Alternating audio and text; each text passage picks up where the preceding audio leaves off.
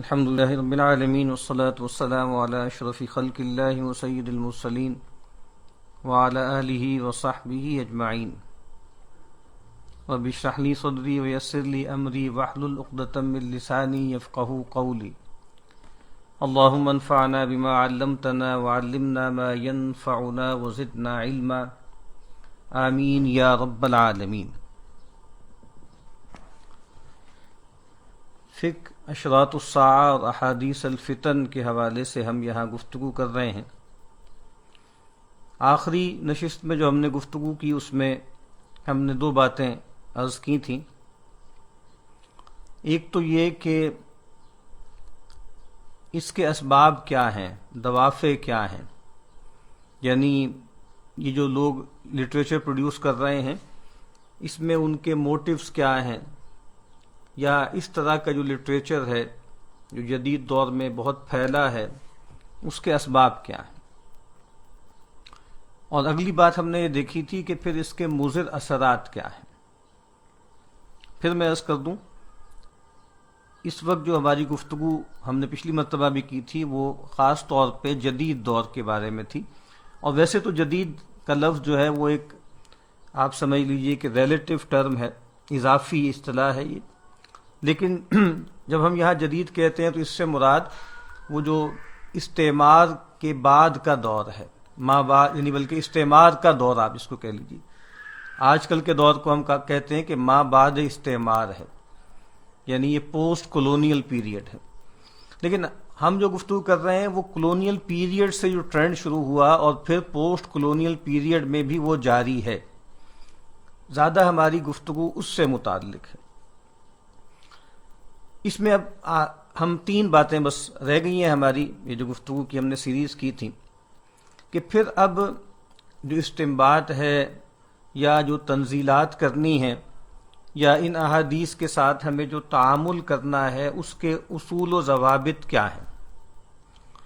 تو تین بڑی کیٹیگریز میں، تین بڑی اقسام میں، یا تین بڑے عنوانات کے تحت میں گفتگو کرنے کی کوشش کروں گا. سب سے پہلا سوال جو ہے وہ اہلیت کا ہے، دوسرا سوال ثبوت کا ہے، اور تیسرا جو ہے وہ استنباط یا فہم،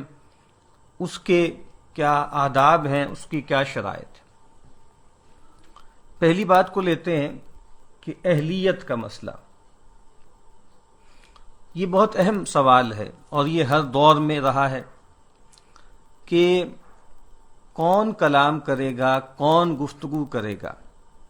کسی بھی علم میں، کسی بھی فن میں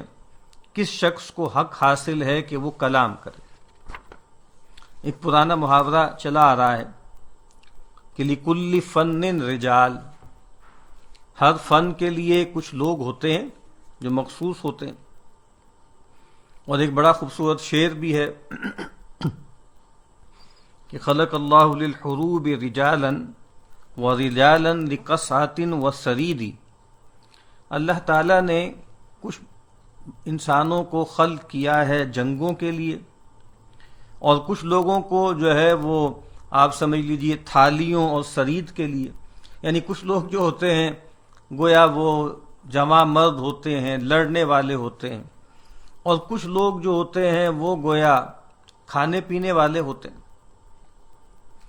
اور ہر آدمی کا ایک فن ہوتا ہے. یعنی ایک تو جس کو ہمارے ہاں جنرل نالج کہتے ہیں نا، یا کامن سینس کہتے ہیں. کامن سینس کے بارے میں بھی لطیفہ ہی ہے نا کہ common sense which is not so common. تو ایک ہے کامن سینس، ایک ہے جنرل سینس، ایک ہے جنرل نالج. وہ ایک الگ بحث ہے. ہر آدمی مختلف چیزوں کے بارے میں کوئی نہ کوئی تاثر، کوئی نہ کوئی رائے رکھتا ہی ہے. لیکن علمی طور پر، اصولی طور پر مختلف موضوعات پر گفتگو کرنے کا حق کسے ہے؟ حافظ ابن حجر علیہ رحمہ نے بہت خوبصورت بات فرمائی ایک جگہ کہ اذا تکلم المرء فی غیر فنہ اتی بہذہ العجائب. کہا کوئی تذکرہ کیا پیچھے کچھ بہت ہی نئی باتوں کا، اور بہت عجیب و غریب جو ہے گفتگو اور کلام اور استنباط. اور پھر کہا کہ جب آدمی اپنے فن کے علاوہ دوسرے فنون میں در اندازی کرے گا، دخل در معقولات کرے گا، تو پھر وہ اسی طرح کی جو ہے وہ گفتگویں کرے گا۔ تو یہ جو اہلیت کا سوال ہے یہ ہمیشہ سے اٹھایا گیا۔ تفسیر بالرائے ایک موضوع ہے۔ تفسیر بالرائے کیا ہوتی ہے، اس میں بھی آپ امام غزالی علیہ رحمہ کو پڑھیں اور ہمارے اکابرین کو پڑھیں۔ وہ یہ کہتے ہیں کہ تفسیر بالرائے کا مطلب ایک تو یہ ہوتا ہے کہ بغیر علم کے تفسیر کی جائے، یعنی بغیر علم کا مطلب ہے بغیر اہلیت کے، اور نمبر 2 یہ ہے کہ خواہش نفس سے کی جائے، پہلے سے ایک بات طے کر لی جائے، اور اب چاہے آپ کے پاس اہلیت ہے، سارے ٹولز آپ کو میسر ہیں، لیکن اس کے باوجود چونکہ آپ کی جو نفسی حالت ہے وہ ٹھیک نہیں ہے، اور آپ اپنی ہوا کے لیے، اپنی ومس کے لیے قرآن مجید کی جو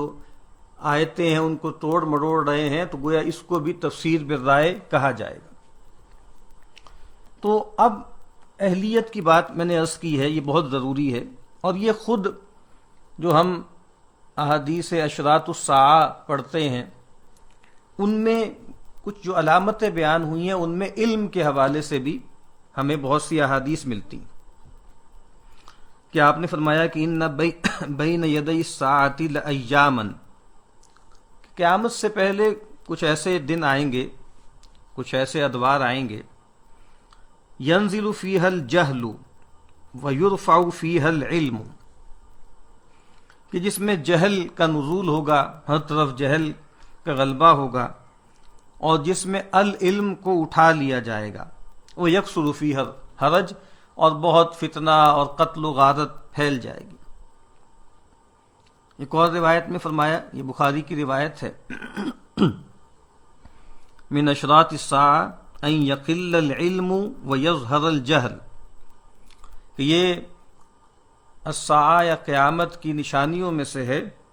کہ العلم تھڑ جائے گا، کم ہو جائے گا، اور جہل پھیل جائے گا، غالب آ جائے گا۔ پھر ایک اور حدیث جس کا ہم نے پیچھے بھی کہیں تذکرہ کیا تھا کہ آپ نے فرمایا کہ تأتی علی الناس سنوات، یا ایک روایت میں ہے کہ ان امام الدجال سنین، کہ یہاں کہا کہ لوگوں پر ایسے سال آئیں گے خداعات، دھوکے والے، اور دوسری روایت میں ہے کہ دجال سے پہلے بہت سے سال ایسے آئیں گے خوادے، دھوکہ دینے والے، ڈسیپشن والے، چونکہ دجال خود دجل ہے، اس سے پہلے بھی جیسے دھوکے کے ادوار چل رہے ہوں گے، اور ایسا تو نہیں ہے نا کہ دجال یکدم کہیں سے برآمد ہو جائے گا، پورا ماحول اس کے لیے تیار ہوگا، پورا سٹیج سیٹ ہوگا، اس میں جو ہے ایک بڑا ڈسیپٹر اور ایک بڑا جو ہے وہ دھوکہ دینے والا سامنے آئے گا۔ یہ روایت ہم پہلے پڑھ چکے ہیں، یصدق فیہا الکاذب ویکذب فیہا الصادق ویؤتمن فیہا الخائن ویخون فیہا الامین، اور آگے اب وہ ہمارا مستدل ہے، وینطق الرویبضہ، اور رویبضہ کلام کرے گا۔ پوچھا گیا یا رسول اللہ وما الرویبضہ، یہ رویبضہ کون ہے؟ کہا الرجل التافہ یتکلم فی امر العامہ،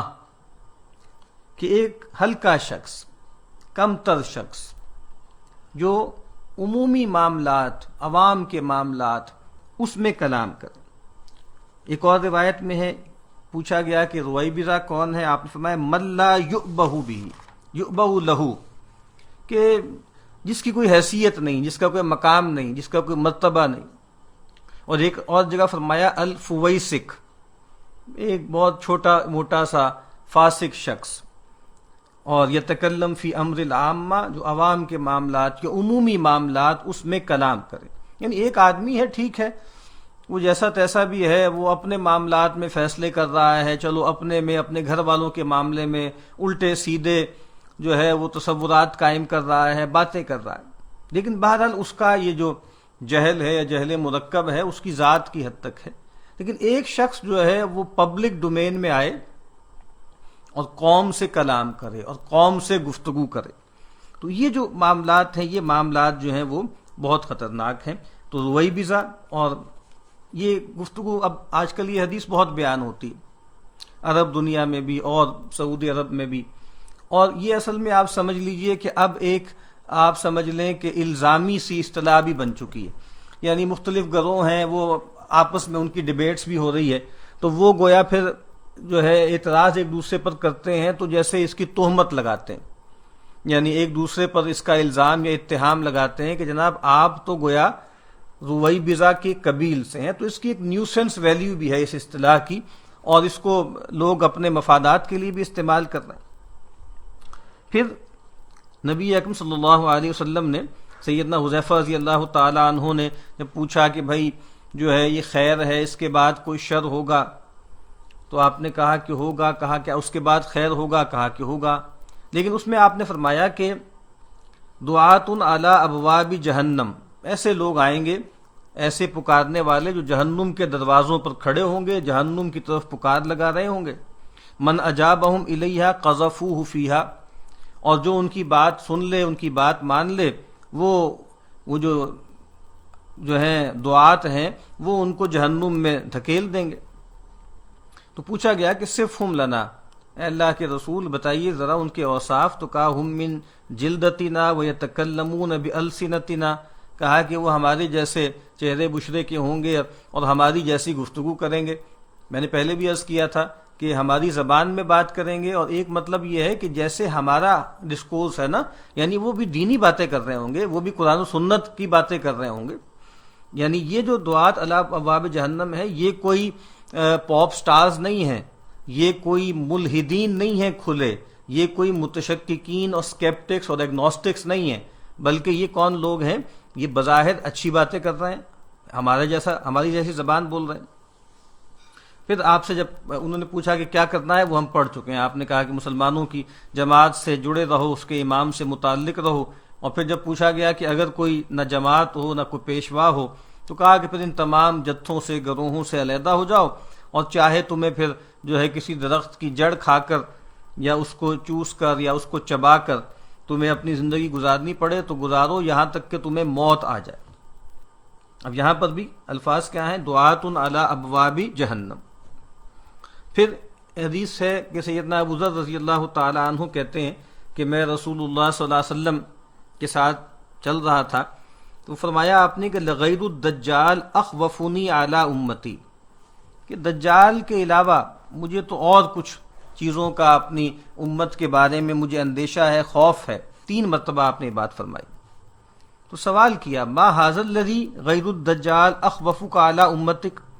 اے اللہ کے نبی یہ کیا چیز ہے، یہ کون لوگ ہیں جن کے بارے میں آپ کہتے ہیں کہ دجال تو خیر بہت بڑا فتنہ ہے، لیکن دجال کے علاوہ بھی اور بھی چیزیں ہیں جو مجھے اپنی امت کے بارے میں جو میں اندیشہ رکھتا ہوں. تو آپ نے جب پوچھا گیا تو آپ نے فرمایا کہ ائمتن مضلین، کہ کہا کہ گمراہ کرنے والے پیشوا، امام. اور ایک اور روایت ہے جس کے راوی سیدنا ثوبان ہے، اور یہ ابو داود میں ہے کہ آپ نے فرمایا انما اخاف علی امتی الائمۃ المضلین، کہ مجھے اپنی امت کے بارے میں جو ہے وہ اندیشہ ہے کس چیز کا؟ جو گمراہ کرنے والے جو پیشوا ہیں ان کے بارے میں مجھے اندیشہ. تو دیکھیے یہ اب آپ سمجھ لیجئے پیشگوئیوں والی احادیث ہی میں یہ پیشگوئی بھی ثابت سامنے آ رہی ہے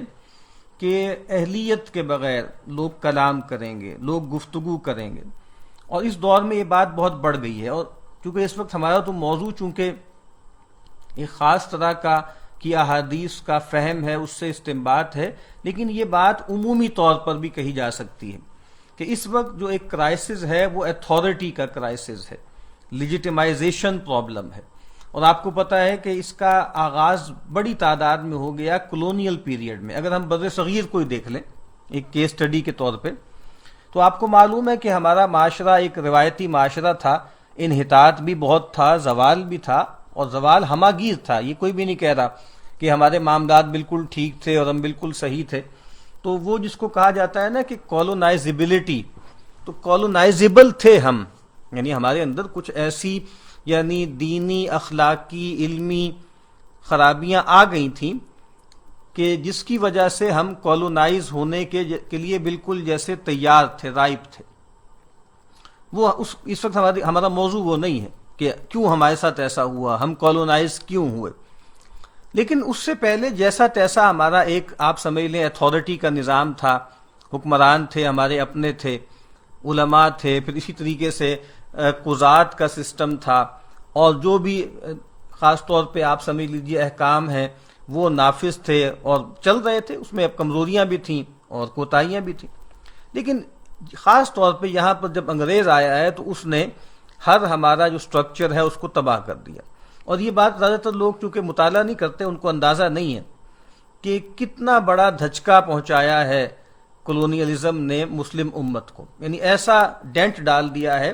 کہ ہم گویا اب کتنے سال ہو گئے، یعنی امت مسلمہ کے کافی بڑے حصے کو ڈی کولونائز ہوئے 60 70 75 سال ہو چکے ہیں. لیکن ابھی تک آپ دیکھیے کہ ہم اس کے اثر سے نکل نہیں سکے، بلکہ شاید ہم اس سے زیادہ پھنسے ہوئے ہیں. اور وہ بڑا خوبصورت شعر ہے نا کہ اس نے اپنا بنا کے چھوڑ دیا، کیا اسیری ہے کیا رہائی ہے. تو اپنا بنا کے چھوڑ دیا، یعنی اس نے کوشش کی انگریز نے کہ پہلے میں نے عرض کیا ہے نا کہ جو اس کی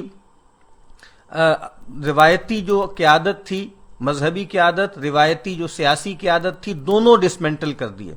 مجھے کہا نا ان الملوک اذا دخلوا قرية افسدوها وجعل عزت اہلها اذلہ.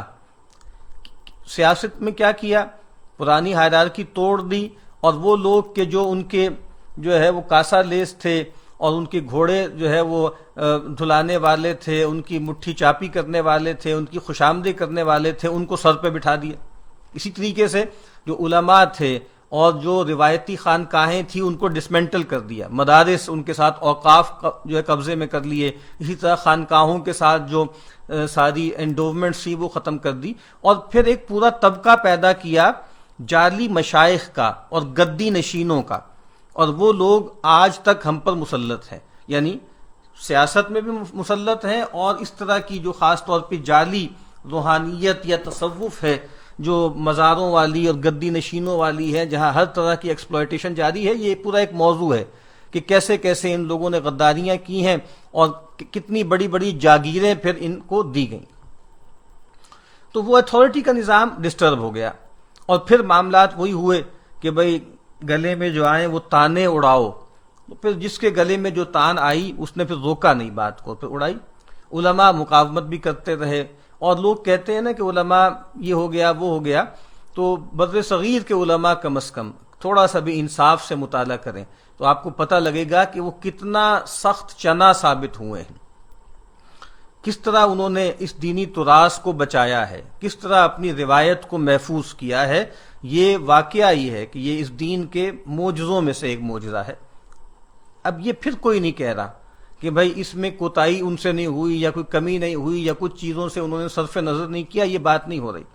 لیکن بہرحال اس وقت بھی علماء رہے، لیکن اب نئی نئی آوازیں جو ہیں وہ آنی شروع ہو گئیں. کچھ جو ہے وہ آپ کو پتہ ہے کہ جو بھی اس طرح کی نئی نئی آوازیں آتی ہیں ان میں کئی چیزیں ہوتی ہیں. ایک کچھ لوگ ہوتے ہیں ان کی افتاد تباہ ہوتی ہے، نمبر 2 حالات کا جبر ہوتا ہے، اور نمبر 3 جو مقتدرہ قوتیں ہوتی ہیں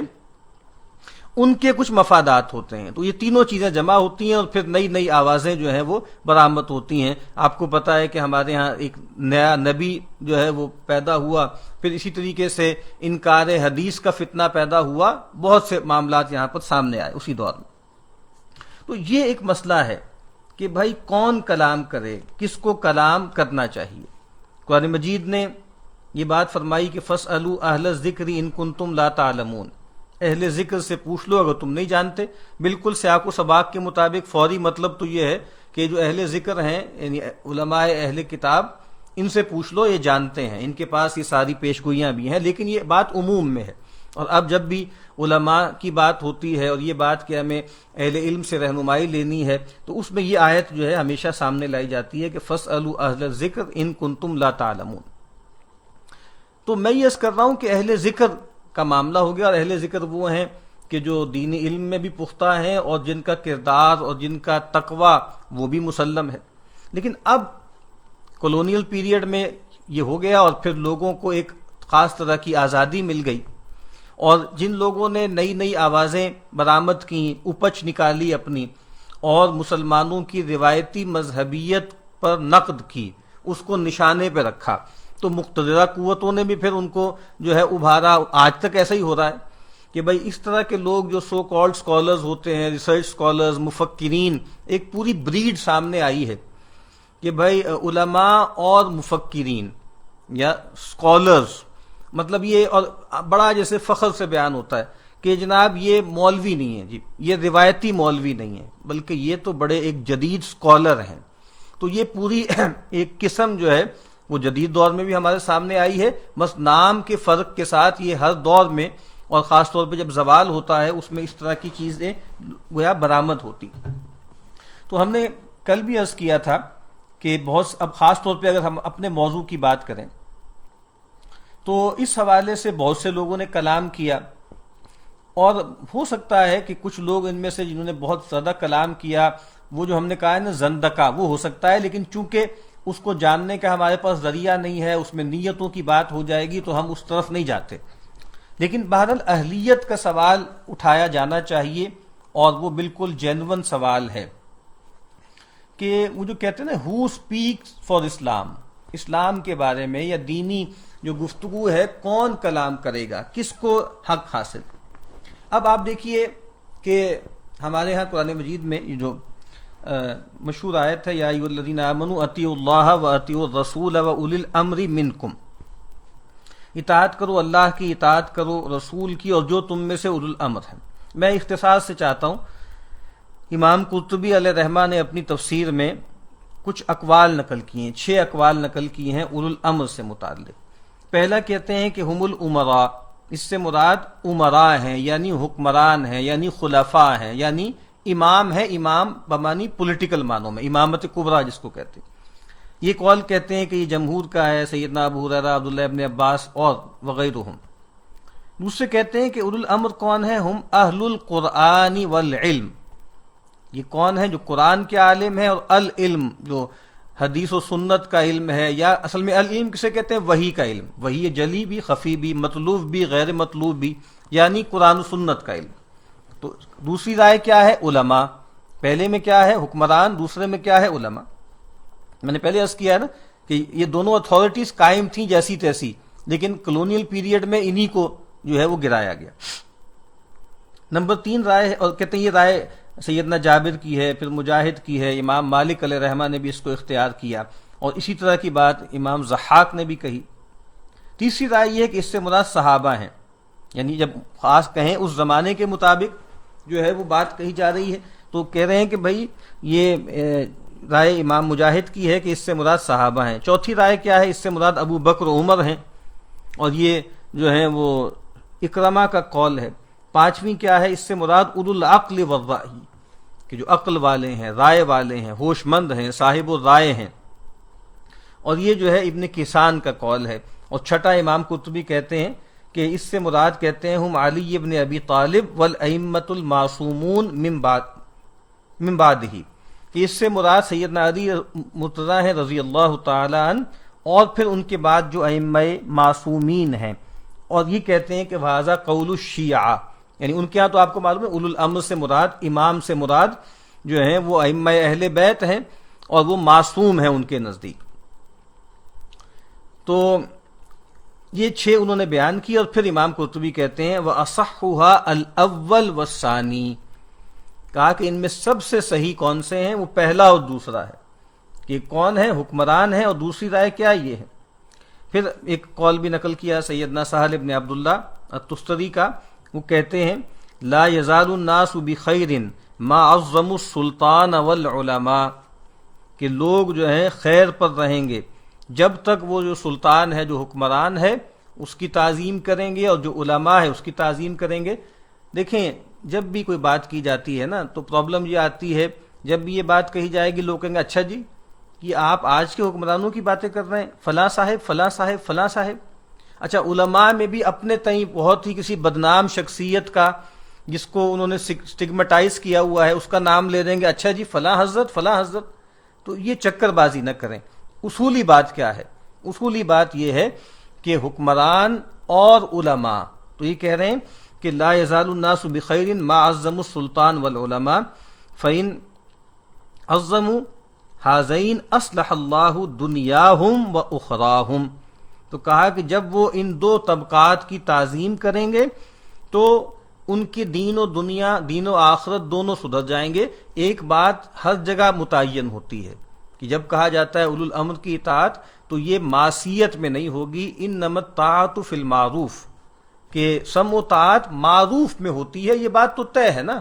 وہ تو ایک آپ سمجھ لیجئے قاعدہ کلیہ ہے کہ لا طاعت لمخلوق فی معصیت الخالق. تو اس سے بھی یہ بات پتہ لگتی ہے کہ یہ جو اولو الامر ہیں یہ کون ہیں، کون لوگ ہیں جن کو کلام کرنا چاہیے، جن کو گفتگو کرنی چاہیے. اب اس دور میں معاملہ یہی ہو گیا ہے کہ وہ لوگ کہ جو دینی علم میں پختہ نہیں ہیں، بلکہ دین کا علم انہوں نے حاصل بھی نہیں کیا. یعنی کوئی صاحب ہیں، ہو سکتا ہے ٹیکنوکریٹ ہیں، کوئی جو ہے انہوں نے ٹیکنیکل علوم حاصل کیے ہیں، طب کا ہے، ہنسا کا ہے، اور کمپیوٹر سائنس کا ہے، یا اکاؤنٹنگ کا ہے، یا کوئی بھی جو جدید علوم ہے، تو ٹھیک ہے ان کو اس میں ایک مہارت ہوگی، لیکن انہوں نے دینی علوم جو ہے وہ حاصل نہیں کیے، اس کی تحصیل نہیں کی. اچھا اس میں بھی سمجھ لیجئے کہ عالم جو ہوتا ہے نا یہ بھی ایک اضافی اصطلاح ہے. ہر عالم سے بڑا عالم موجود ہے، وفوق کل ذی علم علیم، ہر عالم سے بڑا ایک عالم ہے، اور جو ہے پھر اب ان کو بھی عالم ہی کہیں گے نا. اللہ کے رسول صلی اللہ علیہ وسلم عالم ہے، وہ جو علم ہے وہ ہم سوچ بھی نہیں سکتے، ہماری شان گمان سے بڑا ہے. اور پھر علیم، اللہ علیم ہے جو سب کچھ جانتا ہے اور سارا علم اس سے پھوٹتا ہے. تو یہ ایک اضافی بات ہے. اور یہ بھی اگر علوم دین کی بات بھی ہم کریں تو اس میں بھی سب ایک سطح پر نہیں ہوتے، بہت مراتب ہیں علماء میں. پھر آپ عالم دین ہیں لیکن آپ نے علوم دین عمومی طور پہ آپ نے اس کی تحصیل کی ہے، لیکن کچھ چیزوں میں تخصیص کے ساتھ آپ نے سیکھا ہے، اضافی طور پہ سیکھا ہے. تو عمومی طور پہ آپ نے علوم دینی سیکھے، جس کو علوم نبوت بھی کہتے ہیں، وہ آپ نے سیکھے. کسی نے تفسیر میں زیادہ محنت کی، زیادہ بڑے اساتذہ سے پڑھا، تو گویا وہ اس میں کہا جائے گا کہ یہ تفسیر کے عالم ہیں بڑے. کسی نے حدیث میں، کسی نے کلام میں، کسی نے فقہ میں، کسی نے جو ہے علوم عالیہ میں جس میں منطق ہے اور صرف و نحو ہے اور بلاغت ہے اور بدیع ہے اور یہ چیزیں. تو وہ تو بات. اور پھر دیکھیں وہی ایک اگلا سوال کہ بھئی عالم کون ہے؟ کیا جس کے پاس جو ہے وہ درس نظامی کی سند ہے وہ عالم ہے؟ تو ایک عرف ہے ہمارا کہ بھئی جو آدمی، اب وہ بھی کیا ہے، وہ بھی اصل میں یہ بات ہے نا کہ انہوں نے لگ کر جو ہے وہ اتنے سال علم دین کی تحصیل کی.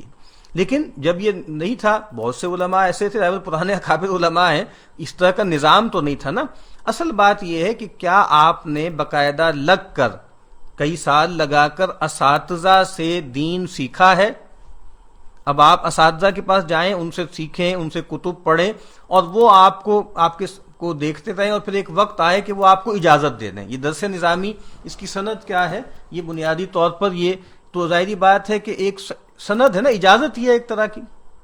تو پہلے تو یہ ہوتا تھا نا کہ مختلف علماء کے پاس لوگ جاتے تھے، ان کی ملازمت اختیار کرتے تھے، ان کے ساتھ رہتے تھے، اور پھر وہ ان کو مختلف علوم کی اجازت دیتے تھے. کتابوں کی اجازت بھی دی جاتی تھی متعین طور پہ، اور علوم کی اجازت بھی دی جاتی تھی. تو بس اصل بات یہ ہے، اس بحث میں ہم نہیں پڑھتے کہ اب یہ بات کوئی سننے کو تیار نہیں ہے کہ یار آپ کو کلام کرنا چاہیے نہیں کرنا چاہیے، آپ نے درس نظامی کیا ہے یا نہیں کیا، چلے ٹھیک ہے. لیکن بہرحال اہلیت کا سوال تو اٹھے گا نا، دنیا کے ہر علم میں اٹھتا ہے. تو دینی علم جو صرف لوگوں کی دنیا سے متعلق نہیں ہے، یعنی آپ ایک عطائی جو ہے کہ ہتھے چڑھ گئے، آپ کی صحت چلی جائے گی. زیادہ سے زیادہ یہ ہے کہ کوئی آپ کو غلط انجیکشن لگا دیا، کیپسول دے دیا، کچھ اور کر دیا، آپ مر گئے، بڑا نقصان ہے یہ. لیکن بہرحال یہ نقصان چھوٹا ہے، جو زیادہ بڑا نقصان ہے وہ تو دین کا ہے نا. تو دینی معاملات میں ہم غلط لوگوں کے ہتھے چڑھ جائیں تو یہ بہت بڑی خطرے کی بات ہے. اور وہ جو کہتے ہیں نا کہ نیم حکیم جو ہے وہ خطرہ جان، تو وہ خطرہ جان ہے، لیکن چلیں یہ جان تو آنی جانی ہے، اس جان کی تو کوئی بات نہیں. سب سے زیادہ جو مقاصد دین میں سب سے اوپر کیا ہے؟ وہ حفظ دین ہے، حفظ ایمان ہے، اس کے بعد حفظ جان ہے. تو لیکن جو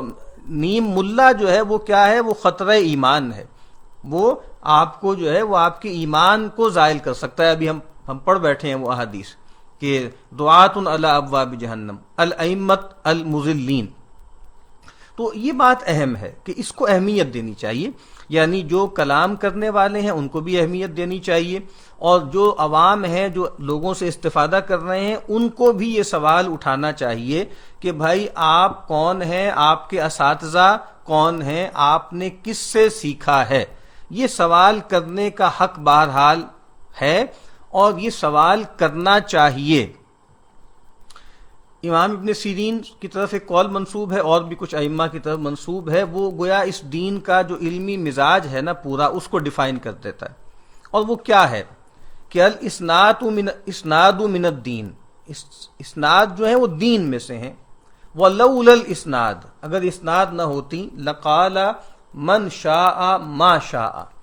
تو کہتا جو شخص چاہتا جو بات چاہتا۔ تو یہ بات اہم ہے کہ کون، ہمارے ہاں ایک جملہ چلا ہوا ہے کہ دیکھو یہ مت دیکھو کون کہہ رہا ہے، یہ دیکھو کہ کیا کہا جا رہا ہے۔ یہ بات محدود معنوں میں ٹھیک ہے، اور وہ جو ایک حدیث بھی ہے نا کہ الکلمۃ الحکمہ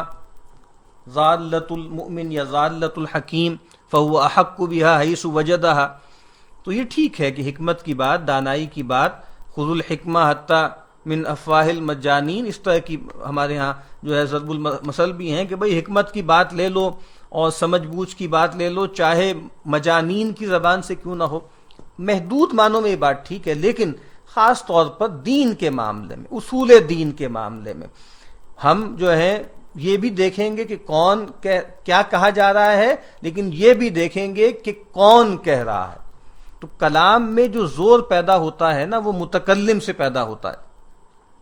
کہ جس کو آپ کو پتا ہے دلیل خطابی، یہ بھی ایک دلیل ہے۔ اللہ تعالیٰ فرما رہے ہیں، رسول اللہ صلی اللہ علیہ وسلم کا فرمان ہے، ابو حنیفہ اور شافعی اور احمد بن حنبل اور مالک یہ فرما رہے ہیں، ٹھیک ہے، اور یہ اشعری کہہ رہے ہیں، یہ ماتریدی کہہ رہے ہیں، ٹھیک ہے، اور یہ جو ہیں وہ غزالی کہہ رہے ہیں، یہ شاہ ولی اللہ کہہ رہے ہیں، ٹھیک ہے، علیہم الرحمہ، تو سب پر اللہ کی رحمت ہو۔ تو یہ جب ہم کہتے ہیں نا کہ فلاں صاحب کہہ رہے ہیں، سند ہے، وہ جو کہتے ہیں نا مستند ہے، میرا فرمایا ہوا، تو بہت سے شاعر ہیں جو بڑے شاعر ہیں، ان کی جو کوئی غلطی کوئی نکالتا ہے کہ فلاں جگہ آپ نے قاعدے کی خلاف ورزی کی ہے، تو کہتے ہیں میاں قاعدہ وائدہ کیا ہوتا ہے، قاعدے جو ہیں وہ ہمارے کلام سے متعین ہوں گے،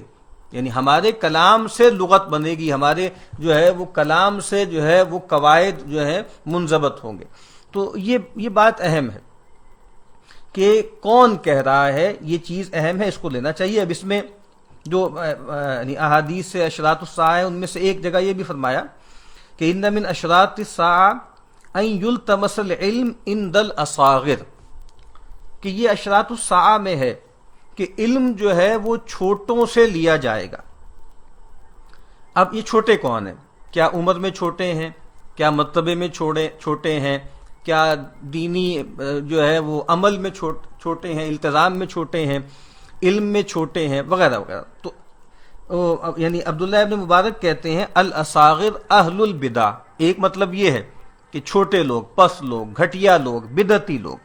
اور کہا انہوں نے کہ لا یزال الناس بخیر ما اخذوا العلم عن اکابرہم، کہ لوگ برابر خیر پر رہیں گے جب تک وہ علم اپنے اکابر سے لیں گے، وعن امنائہم، اور ان لوگوں سے جو امین ہیں، جو مؤتمن ہیں۔ تو سیدنا عبداللہ ابن مسعود کی طرف ہے نا منسوب بہت مشہور قول کہ من کان مستنن فلیستن بمن قد مات، کہ جس نے کسی کا اسوہ پکڑنا ہے، ایک روایت میں من کان متأسین، کسی کو اگر اسوہ بنانا ہے نا تو اسوہ ان کا پکڑے جو فوت ہو چکے، اور فرمایا کہ فإن الحی لا تؤمن علیہ الفتنہ، کہ جو زندہ ہے نا وہ فتنے سے مامون نہیں ہے۔ اور پھر کیا کہہ رہے ہیں، اولئک اصحاب محمد صلی اللہ علیہ وسلم، یہ کون ہے، کن کی طرف اشارہ کر رہا ہوں میں کر رہا ہوں اشارہ رسول اللہ صلی اللہ علیہ وسلم کے اصحاب کی طرف، اور کیا شان بیان کی، وہ بجائے خود ایک الگ موضوع ہے، ابرھا قلوبا واعمقھا علما واقلھا تکلفا۔ تو یہ جو عبداللہ بن مبارک کہتے ہیں کہ جو اکابر ہیں اور جو امنا ہیں، جو مؤتمن ہیں، فَإِذَا أَخَذُوا مِن صِغَارِهِمْ وَشَرَارِهِمْ هَلَكُوا، اور جب وہ علم لینے شروع ہو جائیں گے چھوٹوں سے اور بروں سے تو وہ ہلاک ہو جائیں گے۔ اسی طریقے سے عبداللہ ابن مبارک نے ایک جگہ کہا کہ یہ جو اہل بدعت ہیں فَأَمَّا صَغِيرٌ يُوَدِّي إِلَىٰ كَبِيرِهِمْ فَهُوَ كَبِيرٌ، یہ بہت اہم جملہ ہے کہ جہاں تک یہ ہے کہ کوئی چھوٹا ہو جو ان کو پہنچا دے، رہنمائی کر دے بڑوں کی طرف، تو وہ کبیر ہے۔ دیکھیں علماء ایک دور کے رہنے والے علماء بھی ایک مرتبے کے نہیں ہوتے، کچھ بڑے علماء ہوتے ہیں، پھر ایسے کہ ایک جو ہے سینئر علماء ہوتے ہیں، پھر جونیئر علماء ہوتے ہیں، پھر جس کو کہا جاتا ہے صوف و مور، نئے نئے جو ہے جن کو متفقہ بھی کہا جاتا ہے، نئے نئے ابھی جو ہے وہ فقہ کے رستے میں قدم رکھا ہے۔ تو لیکن کیا ہے کہ وہ اپنے سے نہیں جوڑ رہے، وہ کہتے ہیں بھائی دیکھیں ہمارے اساتذہ ہیں، ان سے جڑیں، پھر کہتے ہیں دیکھیں یہ بڑے ہیں۔ جو سب سے بڑے علماء ہوتے ہیں وہ اپنے بڑوں سے جوڑتے ہیں، تو یہی طریقہ ہے نا، یہی سند ہے، یہی دین کی روایت۔ پھر ابراہیم الحربی ایک بڑے بزرگ ہیں، وہ کہتے ہیں سیدنا عبداللہ ابن مبارک کے اس قول کے بارے میں کہ کہتے ہیں کہ اس کا مطلب کیا ہے کہ ان الصغیر اذا اخذ بقول رسول اللہ صلی اللہ علیہ وسلم والصحابہ والتابعین فهو کبیر۔ کہتے ہیں اگر کوئی چھوٹا رسول اللہ صلی اللہ علیہ وسلم، صحابہ، تابعین اور پھر جو اسلاف ہے ان کی باتیں بیان کرے، ان سے باتیں لے کے بیان کرے تو وہ بڑا ہے۔ والشیخ الکبیر ان اخذ بقول وترک السنن فهو الصغیر، اور اگر بڑی عمر کا شخص ہے اور بظاہر بڑا علم بھی ہے اس کے پاس، لیکن وہ بس اپنا عقول لگائے رکھتا ہے، اسلاف سے نہیں جوڑتا، اپچ نکالتا ہے، نئی نئی باتیں کرتا ہے، اور کہا وترک السنن، اور جو سنن ہیں، جو اللہ کے نبی کی باتیں، صحابہ کی باتیں چلی آ رہی ہیں، ان کو چھوڑ دیتا ہے، فهو صغیر۔ اور پھر سیدنا عمر بن الخطاب رضی اللہ تعالی عنہ کی طرف ایک قول منسوب ہے، وہ کہتے ہیں ان اصدق القیل قیل اللہ، سب سے سچی بات جو ہے وہ تو اللہ کی بات ہے۔ الا وان احسن الہدی ہدی محمد صلی اللہ علیہ وسلم، اور آگاہ ہو جاؤ سب سے خوبصورت رہنمائی جو ہے وہ کس کی ہے؟ وہ رسول اللہ صلی اللہ علیہ وسلم کی ہے۔ وشر الامور محدثاتها، اور جو معاملات میں سب سے برے ہیں جو نئے نئے ایجاد کردہ ہیں، وکل محدثۃ ضلالہ، اور ہر نئی بات، ہر نئی بدعت گمراہی ہے۔ اور پھر فرمایا کہ الا وان الناس بخیر ما اخذوا العلم عن اکابرہم، کہا کہ لوگ جو ہیں خیر پر رہیں گے جب تک وہ علم اپنے بڑوں سے لیں گے۔ ولم یقیم الصغیر علی الکبیر، اور یہ نہیں ہوگا کہ چھوٹا بڑے پر مسلط ہو جائے، اس پر جو ہے وہ سوار ہو جائے، اس کا بڑا بن جائے۔ فَإِذَا قَامَ الصَّغِيرُ عَلَى الْكَبِيرِ فَقَدْ هَلَكُوا، مطلب یہ ہے کہ لیکن جب چھوٹے بڑوں پہ مسلط ہو جائیں، بڑوں کے سر پہ سوار ہو جائیں، بڑوں کو ڈکٹیٹ کرنا شروع کر دیں، پھر لوگ جو ہیں وہ ہلاک ہو جائیں گے۔ عبداللہ ابن مسعود فرماتے ہیں لا يزال الناس بخیر ما اتاهم العلم من قبل کبرائہم، کہ لوگ جو ہیں وہ خیر پر رہیں گے جب ان کے پاس علم ان کے بڑوں کی طرف سے آئے گا۔ فَإِذَا أَتَاهُمُ الْعِلْمُ مِنْ قِبَلِ أَصَاغِرِهِمْ، جب علم ان کے چھوٹوں کی طرف سے آئے گا، ہلکو، تو وہ ہلاک ہو جائیں گے۔ ٹھیک ہے، اور یہ بات، اور پھر کہتے ہیں کہ اِذَا قَالَ الصَّغِيرُ لِلْكَبِيرِ مَا يُدْرِيكَ فَهُنَاكَ هُنَاكَ، تو کہتے ہیں کہ جب چھوٹا اپنے بڑے سے کہنے لگا کہ آپ کو کیا پتا، آپ کیا جانتے ہیں، تو کہا کہ پھر یہاں سے وہ ہلاک ہو جاتے ہیں۔ آج آپ دیکھتے ہیں نا کہ دنیاوی علم میں بھی اب یہ ہو رہا ہے کہ جو نئی نسل ہے جو سمجھتی ہے کہ ہم جو ہے وہ ٹیکنالوجیکلی زیادہ لٹریٹ ہیں اور ہمیں پتہ ہے، وہ اپنے باپ دادا کا مذاق اڑاتے ہیں کہ جی ابا کو اور دادا کو تو موبائل ہی استعمال نہیں کرنا آتا، ان کو تو پتہ ہی نہیں ہے میسج کیسے کرتے ہیں، ان کو تو پتہ ہی نہیں فیس بک کیسے یوز کرنی ہے۔ یہ میں ایک چھوٹی سی مثال دے رہا ہوں، لیکن یہ ہر علم میں ہو گیا ہے کہ نئے نئے لوگ آ رہے ہیں، کچھ لوگ جو ہے وہ میڈیا میں آ رہے ہیں، الیکٹرانک میڈیا، وہاں سٹار بن رہے ہیں، اور پھر وہ بڑے بڑے علماء کے منہ کو آتے ہیں اور کہتے ہیں بھئی ان کو تو پتہ ہی کچھ نہیں ہے، یہ تو اپنے اپنے جو ہے گوشوں میں بیٹھے ہیں، اصل تو ہم ہیں جو وہاں پہ بھگت رہے ہیں اور ہمیں اصل مسائل کا پتہ ہے، اور آپ لوگ نہیں جانتے، جی آپ اگلے زمانوں کے لوگ ہیں، بس آپ اپنی باتیں اپنے تک رکھیے، اب ان باتوں کا خریدار کوئی نہیں۔ تو یہ بہت ہی گویا خطرناک صورتحال ہے جو پیدا ہو جاتی ہے۔ اور اس میں یہ جو بات ہے نا اہلیت کا معاملہ، اور یہ جو باتیں ہیں، امام مالک علیہ رحمہ کہتے ہیں کہ جی مجھے کسی شخص نے بتایا کہ وہ ربیعہ بن ابی عبد الرحمن کے پاس گئے اور وہ ان کو دیکھا کہ رو رہے ہیں، تو ان سے پوچھا بھئی آپ کو کیا چیز رلاتی ہے؟ تو کہتے ہیں کہ کیا آپ کو کوئی مصیبت ہے جو آپ پر آئی ہے؟ تو کہا کہ نہیں، ولیکن استفتی من لا علم لہ، کہا کہ ایسے لوگ فتویٰ دینے لگے ہیں یا ان سے فتویٰ طلب کیا جا رہا ہے جن کے پاس کوئی علم نہیں ہے۔ وظہر فی الاسلام امر عظیم، اور اسلام میں بہت بڑا معاملہ جو ہے وہ ظاہر ہو گیا ہے۔ اور ربیہ کہتے ہیں وَلَبَعْضُ مَنْ يُفْتِي هَا هُنَا أَحَقُّ بِالسِّجْنِ مِنَ الصُّدَّاقِ، کہتے ہیں کہ بعض ایسے لوگ جو یہاں فتویٰ دینا شروع کر دیا جنہوں نے، وہ چوروں سے زیادہ اس کے حقدار ہیں کہ ان کو قید کیا جائے۔ یعنی یہ لوگ بہت سے فتویٰ دینے لگ گئے ہیں ان کو، یعنی یہ تو اس زمانے کی بات کر رہے ہیں، آج امام ہوتے تو پتہ نہیں کیا کہتے کہ بھائی جس کو گفتگو کرنی آتی ہے، جو بول بچن ہے، جو ہے لفاظی کرنی آتی ہے، جو لسان ہے، جو ایک حدیث میں آتا ہے نا کہ آپ نے کہا کہ میں امت کے بارے میں اندیشہ رکھتا ہوں، کل منافق علیم اللسان، ہر اس منافق سے کہ جو بہت زبان دان ہے۔ تو یہ صورتحال پیدا ہو جاتی ہے۔ اور آپ دیکھیں نا، استفتیہ بہت سے لوگ ہیں، بہت اچھے لوگ ہیں، وہ کسی خاص فن میں انہوں نے مہارت پیدا کی اور سیکھا، اور اس میں بڑا اچھی ان کی استعداد تھی، علماء کی زیر نگرانی رہتے اور وہ باتیں کرتے، لیکن ہوا یہ کہ جب وہ مشہور ہو گئے تو لوگوں نے ان کو بالکل شیخ الکل بنا لیا، مجتہد مطلق بنا لیا، اور زندگی کے ہر معاملے میں، دین کی ہر بات کے معاملے میں ان سے سوالات کرنے شروع کر دیے۔ چلیں وہ تو عوام تھے نا، لیکن بدقسمتی یہ ہے کہ وہ بھلے لوگ مخلصین وہ بھی ٹریپ میں آ گئے، ان میں سے کئی ٹریپ میں آ گئے، اور پھر انہوں نے بھی دین کے ہر معاملے میں کلام کرنا شروع کر دیا۔ اور وہ جو اللہ کے نبی نے فرمایا تھا نا، جو پیش گوئی کی تھی کہ ان اللہ لا يقبض العلم انتزاعا ينتزعه من العباد ولكن يقبض العلم بقبض العلماء، تو حتی اذا لم يبق عالما اتخذ الناس رؤوسا جہالا، تو کہا کہ کہا کہ فافتوا بغیر علم فضلوا واضلوا، یہ بڑا مسئلہ پیدا ہوتا ہے کہ بڑے اکابرین چلے جاتے ہیں، ان کی جگہ لینے والے لوگ نہیں ہوتے، پھر نااہل لوگ آ جاتے ہیں، اور پھر کیا ہوتا ہے کہ پھر ان سے جو ہے علم کے بارے میں پوچھا جاتا ہے، استفتاء کیا جاتا ہے، اور پھر وہ بغیر علم کے فتویٰ دیتے ہیں، خود بھی گمراہ ہوتے ہیں، دوسروں کو بھی گمراہ کرتے ہیں۔ تو یہ جو چیز ہے، آگے قاسم ابن محمد علیہ رحمہ کا ایک قول ہے،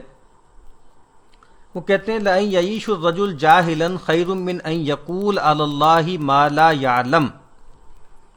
کہ یہ بات کہ آدمی جاہل رہ جائے، ایک جاہل کے طور پہ زندگی گزار دے، یہ اس سے بہتر ہے کہ انسان اللہ تعالیٰ پر ایسی بات کرے جو وہ نہیں جانتا۔ وہ جو قرآن مجید نے بتایا نا کہ اللہ تعالیٰ نے کیا چیزیں حرام کی ہیں، ان میں ایک کیا ہے، وَأَن تَقُولُوا عَلَى اللَّهِ مَا لَا تَعْلَمُونَ، یہ بہت بڑا گناہ ہے، بہت بڑا حرام ہے یہ۔ اور پھر اسی طریقے سے سورہ انعام میں فرمایا فَمَنْ أَظْلَمُ مِمَّنِ افْتَرَىٰ عَلَى اللَّهِ كَذِبًا لِيُضِلَّ النَّاسَ بِغَيْرِ عِلْمٍ إِنَّ اللَّهَ لَا يَهْدِي الْقَوْمَ الظَّالِمِينَ۔ تو لِيُضِلَّ النَّاسَ بِغَيْرِ علم، یہ بہت خطرناک بات ہے، یہ بہت خطرناک بات ہے۔ اور جس طرح میں نے عرض کیا ہے کہ اس دور میں یہ جو ٹرینڈز ہیں، یہ جو رویے ہیں، یہ بہت زیادہ بڑھ گئے ہیں۔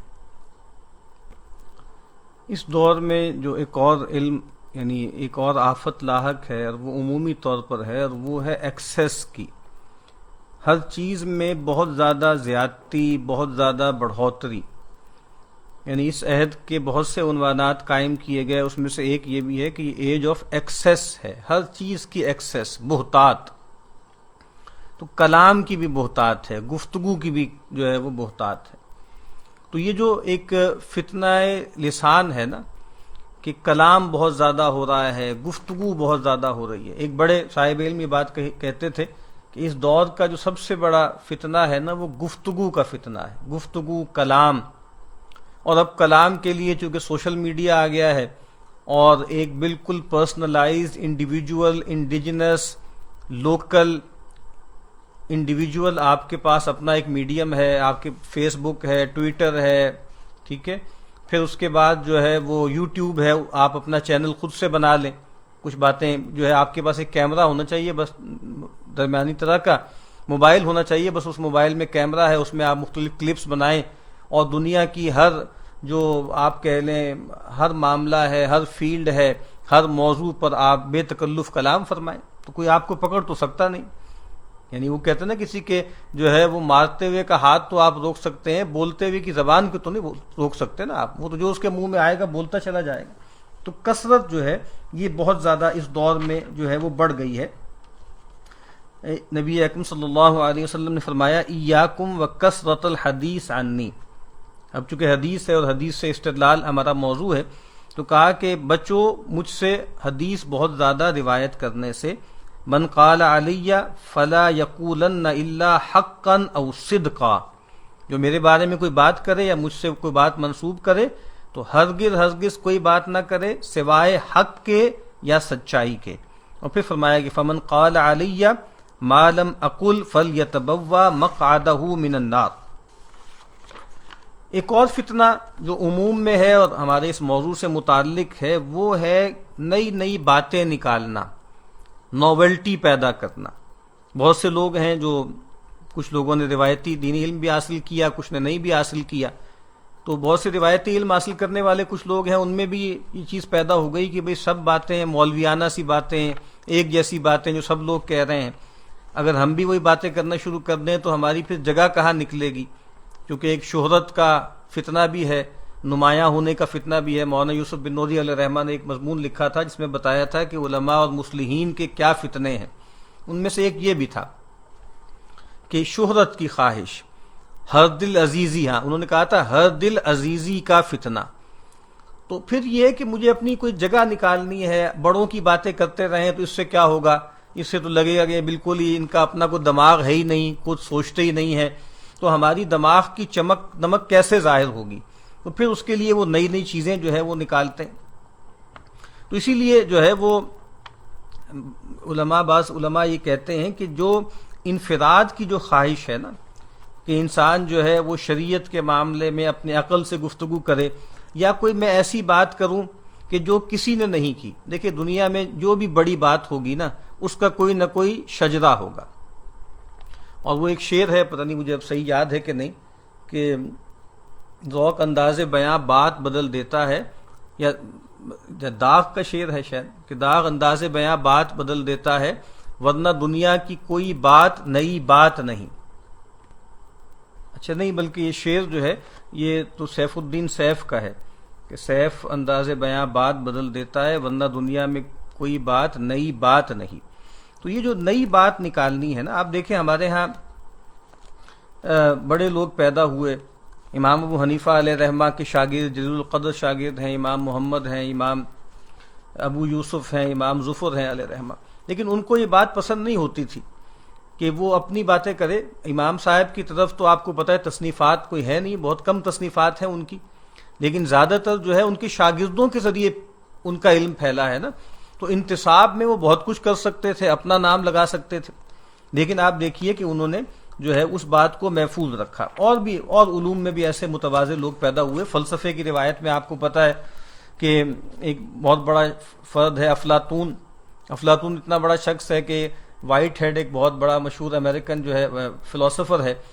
وہ یہ کہتا تھا کہ جو مغرب کا جو فلسفہ ہے نا وہ کیا ہے، وہ کچھ بھی نہیں ہے، وہ تو لگتا ہے کہ جیسے افلاطون پر حاشیے لوگوں نے لکھے، فٹ نوٹس ٹو پلیٹو۔ اتنا بڑا شخص تھا، تو اس نے ڈائلاگز ہیں اس ڈائلاگ میں آپ دیکھیے کہ اپنے استاد کی باتیں کرتا ہے، اس کے مکالمے ہیں، سقراط کے مکالمے ہیں جو وہ نقل کرتا ہے۔ اسی طریقے سے آپ دیکھیے ہماری روایت میں بھی مولانا جلال الدین رومی علیہ رحمہ کتنے بڑے آدمی تھے، کتنے بڑے عارف تھے، کتنے بڑے شاعر تھے، تو ان کا جو غزل کا دیوان ہے اس کا نام کیا ہے، دیوان شمس ہے۔ اور کئی لوگ جو واقف نہیں ہیں وہ عام سمجھتے ہیں کہ شاید یہ شمس تبریزی کی جو ہے وہ ان کی جو ہے وہ غزلیں ہیں، وہ مولانا رومی کی غزلیں ہیں، لیکن عنوان کیا قائم کیا انہوں نے، دیوان شمس۔ ہمارے قریب کے دور میں جو ہے مولانا ثناء اللہ صاحب پانی پتی علیہ رحمہ، انہوں نے تفسیر لکھی، اس تفسیر کو منسوب کیا، اس کا عنوان کیا ہے، تفسیر مظہری، ان کے شیخ تھے حضرت مرزا مظہر علی جانے جانا، تو ان کی طرف منسوب کیا۔ تو یہ بات جو ہے وہ بہت اہم ہے کہ نئی نئی باتیں نکالنا۔ سیدنا علی ابن حسین زین العابدین فرماتے ہیں لیس ما لا یعرف من العلم، کہا کہ وہ چیزیں جو پہچانی نہیں جاتی، جانی پہچانی نہیں ہے، نئی ہیں، اچھوتی ہیں، وہ علم میں سے نہیں ہے۔ انما العلم ما عرف، علم تو وہ ہے جو معروف ہے، جو جانا پہچانا ہے۔ وتواطأت علیہ الالسن، اور کہا کہ زبانیں جس پر مستقل جاری ہیں، تواتر سے جو چلا آ رہا ہے۔ اسی طرح جو ہے ابراہیم بن ابی ابلا کہتے ہیں من حمل شاذ العلم حمل شرا کثیرا، کہ جو شاذ علم اٹھائے پھرتا ہے یا شاذ علم کا کیریئر بنتا ہے، گویا وہ بہت بڑا شر اپنے اوپر لیے پھرتا ہے۔ تو یہ بھی جو ایک شوق ہے اس دور میں، اس نے بھی بہت سے لوگوں کو خراب کیا ہے۔ نئی نئی باتیں نکالنی، وہی جو ہم نے کہا تھا نا، شہرت کی خواہش، لذیذ باتیں کرنا، چونکا دینے والی باتیں کرنا، سنسنی خیزی پیدا کرنا۔ اب اس میں ایک اور جو آخری بات آج عرض کرنی ہے وہ کیا ہے کہ دیکھیے یہ جو احادیث ہیں، ابھی ہم اگلا موضوع ہمارا ہوگا کہ بھئی ان کے ثبوت میں ہمیں کیا احتیاطیں کرنی ہیں، لیکن چلیں بات احادیث ٹھیک ہے، درجہ ثبوت کو پہنچ جائیں اور جو ہے ٹھیک روایت ہو، لیکن اس کے بعد استنباط جو کرنا ہے وہ کون کرے گا؟ آپ یہ کہہ سکتے ہیں کہ علماء ہمیشہ سے کیا،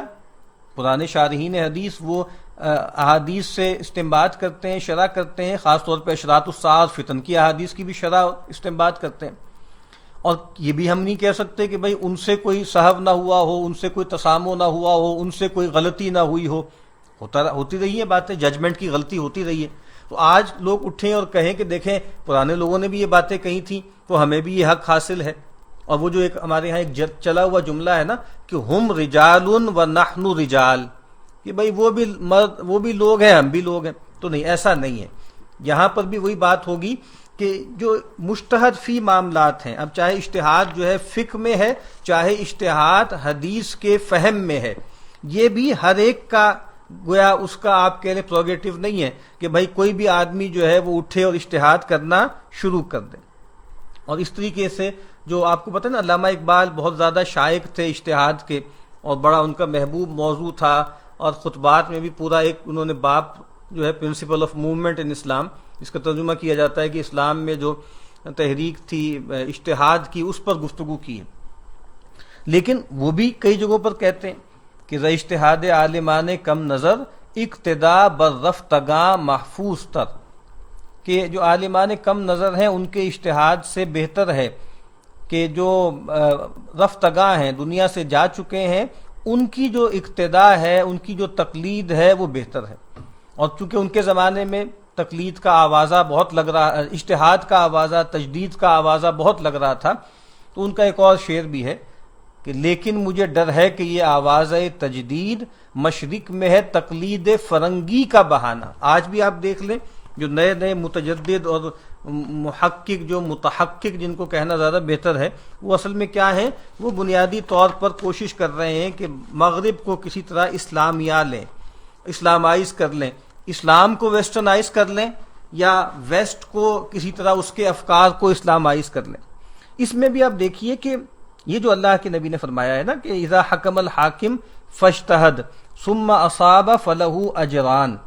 کہ جب حاکم یا قاضی جو ہے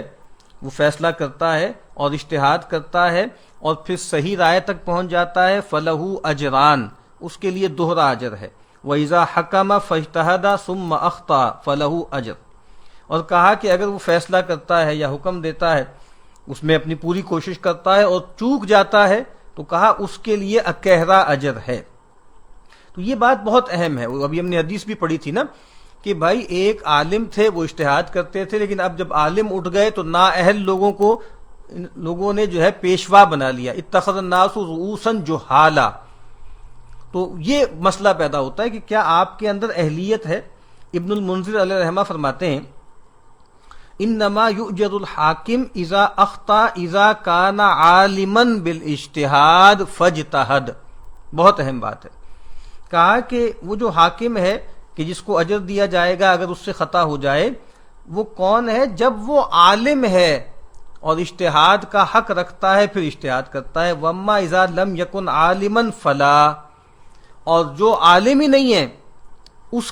کے تو اجتہاد کی وقت ہی نہیں ہے نا، اس کے تو اجتہاد کی اجازت ہی نہیں ہے، تو وہاں اجر کا کیا سوال ہے؟ اور پھر انہوں نے استدلال کیا اس حدیث سے کہ القضاۃ ثلاثہ، کہ قاضی تین ہوتے ہیں، ان میں سے ایک کے بارے میں کہا وَقَاضٍ قَضَىٰ بِغَيْرِ حَقٍّ فَهُوَ فِي النَّارِ،